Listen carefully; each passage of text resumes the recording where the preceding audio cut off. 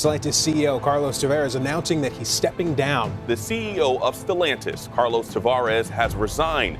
He's been under fire recently over the company's disappointing sales. Carlos Tavares has been under fire for months following disappointing sales and disagreements with the Stellantis board of directors. A tense boardroom in Amsterdam.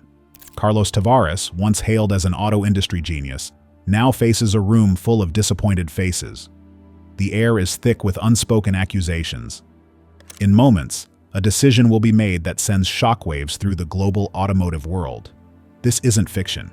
It's the real-life drama that unfolded behind Stellantis' closed doors.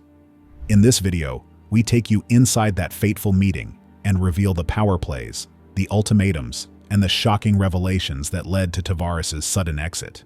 This story is about to take some unexpected turns. In September 2023, Stellantis executives gathered for an emergency meeting. The automotive giant, formed by the merger of Fiat Chrysler and PSA Group, faced a harsh reality. Their company was in serious trouble. Over the past year, Stellantis' stock had plummeted by 40%, signaling a financial crisis that threatened the company's foundation. Investors were panicking, and the board demanded answers. A perfect storm of challenges hit Stellantis from all sides. Sales had slowed across multiple markets, with dealership lots crowded with unsold inventory. The company had recently issued profit warnings, sending shockwaves through Wall Street. Two major factors contributed significantly to Stellantis' woes: the global chip shortage and slow adaptation to electric vehicles. The chip shortage left production lines stuttering and popular models unfinished, costing Stellantis billions in potential revenue. Meanwhile, as competitors raced ahead with electric vehicle offerings, Stellantis lagged behind. This hesitation in embracing new technologies was now coming back to haunt them. Pressure on CEO Carlos Tavares and the board intensified as shareholders demanded swift action. As the emergency meeting stretched into the night, the board reached a grim consensus. Major changes were needed to reshape Stellantis. The outcome of this crisis meeting would ultimately lead to Tavares' unexpected departure. But the stock drop and leadership shakeup were just the beginning. Stellantis was about to face even greater challenges that would test the company's resilience like never before. While the board grappled with Stellantis' financial woes, a storm was brewing behind the scenes. A confidential email, never meant to see the light of day, exposed a shareholder rebellion that would shake the company to its core. This leaked message revealed the true extent of major investors' frustration with Carlos Tavares' leadership. The conflicts between shareholders and Tavares were reaching a boiling point. Many investors felt Tavares was moving too slowly on the electric vehicle transition, potentially allowing competitors to gain an insurmountable lead. Brand management was another major point of contention. Stellantis oversees a vast portfolio of 14 automotive brands, and shareholders questioned whether this sprawling empire was sustainable. Cost-cutting measures also came under fire. While Tavares was known for his ability to squeeze efficiencies out of automotive operations, some investors felt his approach was too aggressive. They worried that deep cuts might hamper innovation and product development, especially at a time when massive investments in new technologies were crucial. Perhaps most frustrating for shareholders were the instances where they felt their input was simply ignored. During earnings calls and investor meetings, Tavares often dismissed concerns about the EV transition timeline as short-sighted. He steadfastly defended his measured approach, arguing that it would ultimately prove more sustainable. As tensions mounted, the question on everyone's mind was, how far were shareholders willing to go to force change? The answer came in the form of a shocking ultimatum delivered to the board of directors. Major shareholders made their position clear: Tavares must go. Influential investors were prepared to use their voting power to reshape the board if necessary. They threatened to withhold support for key resolutions and even floated the possibility of calling for an extraordinary general meeting to force the issue. The board now faced an impossible situation. Tavares had been instrumental in the merger that created Stellantis and had a track record of turning around struggling auto companies. But with stock prices plummeting and shareholders in open revolt, his position was becoming untenable. As the dust settled from this bombshell revelation, one thing was clear: Stellantis was heading for a major shakeup. But removing a CEO, especially one as entrenched as Tavares, is never a simple matter. The coming weeks would test the resolve of both the board and the shareholders pushing for change. The boardroom at Stellantis was a pressure cooker of conflicting emotions and hidden agendas. As the company faced its most significant crisis in years, the complex web of responsibility behind their current predicament began to unravel.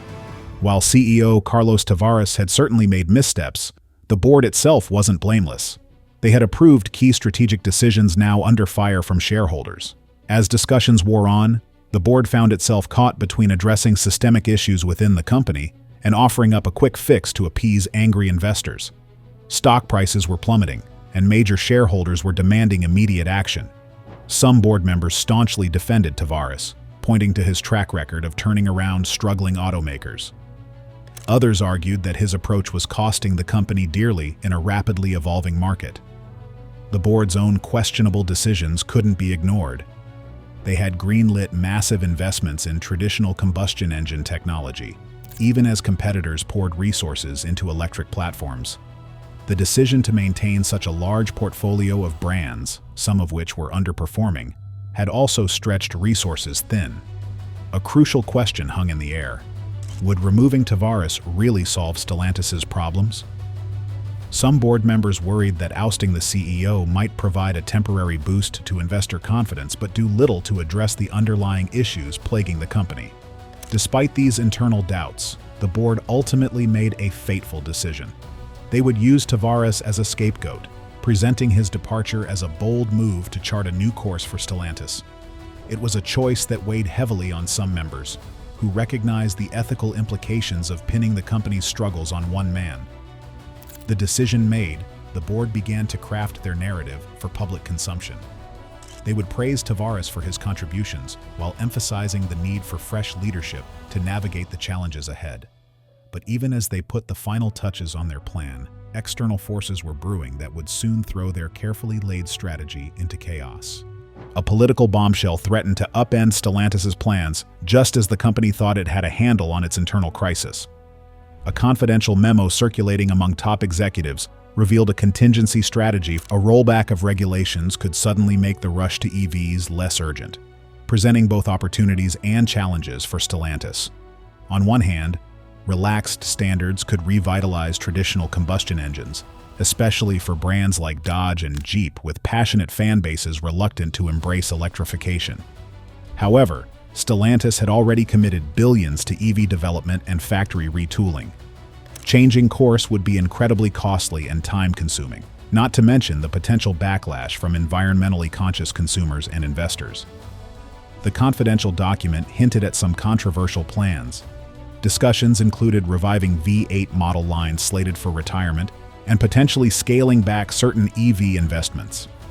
This strategy conflicted with the company's previous direction, revealing a growing rift between executives who saw a Trump win as a chance to pivot back to familiar territory. As word of these contingency plans spread through Stellantis' upper ranks, it set the stage for an even more radical proposal, one that would challenge the very structure of the company and its future direction in the automotive industry. A leaked document revealed serious discussions about spinning off Chrysler, Dodge, Jeep, and Ram, the iconic American brands known as CDJR, from Stellantis. This proposal would essentially split the company in two, creating a focused American entity alongside its European counterpart. The potential benefits were compelling. A standalone CDJR could be more responsive to the North American market, focusing on the big trucks and SUVs that American consumers love. It could operate without the constraints of European regulations or corporate strategies that might clash with U.S. preferences. However, the risks were equally significant. Splitting off CDJR would mean losing a huge portion of Stellantis' global market share and revenue. It could weaken the company's ability to compete internationally and potentially leave both halves more vulnerable to financial struggles or takeovers. The proposal highlighted the ongoing tension within Stellantis. CDJR's focus on powerful engines and rugged vehicles often conflicted with the smaller, more fuel-efficient models favored in Europe. These differences had created friction, with some executives arguing that a clean break would benefit both sides. As news of this potential split spread through Stellantis' upper echelons, it became a major point of contention between Carlos Tavares and the board. While some board members saw it as a bold move to unlock value and address shareholder concerns, Tavares viewed it as a short-sighted reaction that could destroy the synergies he had worked to create. With battle lines drawn over CDJR's potential independence, Stellantis found itself at a crossroads. The company needed decisive action to navigate an increasingly uncertain future, but the path forward was far from clear, and the stakes were enormous. While Stellantis faced uncertainty, a power struggle was unfolding behind closed doors. Carlos Tavares, the company's visionary leader, found himself fighting for the future he had imagined. But in a rapidly changing industry, could his unwavering commitment become his downfall? Tavares had staked Stellantis' future on electric vehicles, seeing them as the inevitable direction of transportation. He had invested billions in new EV platforms and factory retooling. However, as financial pressures mounted and shareholders grew restless, the board began questioning Tavares' single-minded focus on electrification. In a heated board meeting, Tavares reportedly shouted, "I won't abandon our EV future." This passionate outburst revealed the depth of his conviction. For Tavares, changing course now would mean sacrificing years of work and ceding ground to competitors already making strides in the EV market. The board and shareholders, however, saw Tavares' refusal to consider alternative strategies as potentially dangerous for the company's future. As Stellantis' stock price continued to fall, investors demanded immediate action. The impasse deepened, with Tavares showing no signs of backing down from his EV-centric strategy. The board, under intense pressure, was running out of patience. In a shocking move, they delivered an ultimatum to Tavares: change course or step down. This dramatic decision set the stage for a major shakeup at one of the world's largest automakers. Tavares' departure would signal a seismic shift in Stellantis' strategy and leadership. As the dust settled on this boardroom battle, a bigger question loomed. What would this mean for Stellantis' future in the rapidly evolving automotive landscape? As Tavares departed, Tim Kuniskis stepped into the spotlight as Stellantis' new leader. While not a household name, Kuniskis was far from a novice. A source close to him revealed, he's been preparing for this moment for years. Kuniskis' history with Stellantis runs deep, dating back to the company's formation in 2021.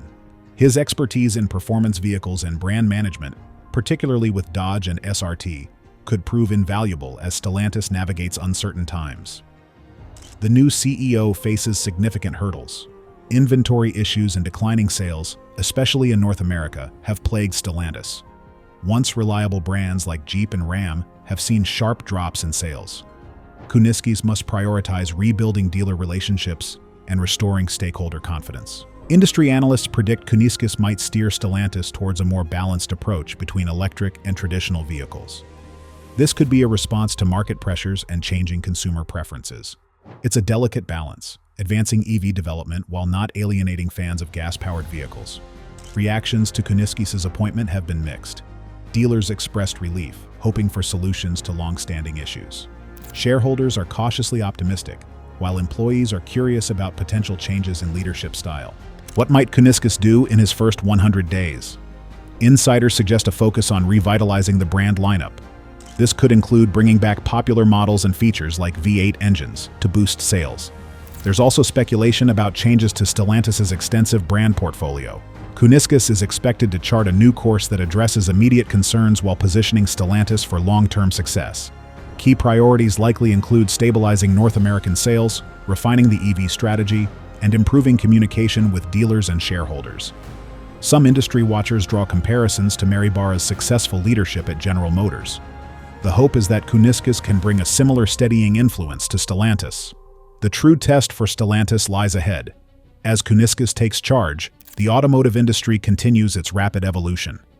His ability to adapt to these changes while tackling existing problems will determine whether this leadership change marks a new chapter or just a brief respite for the company.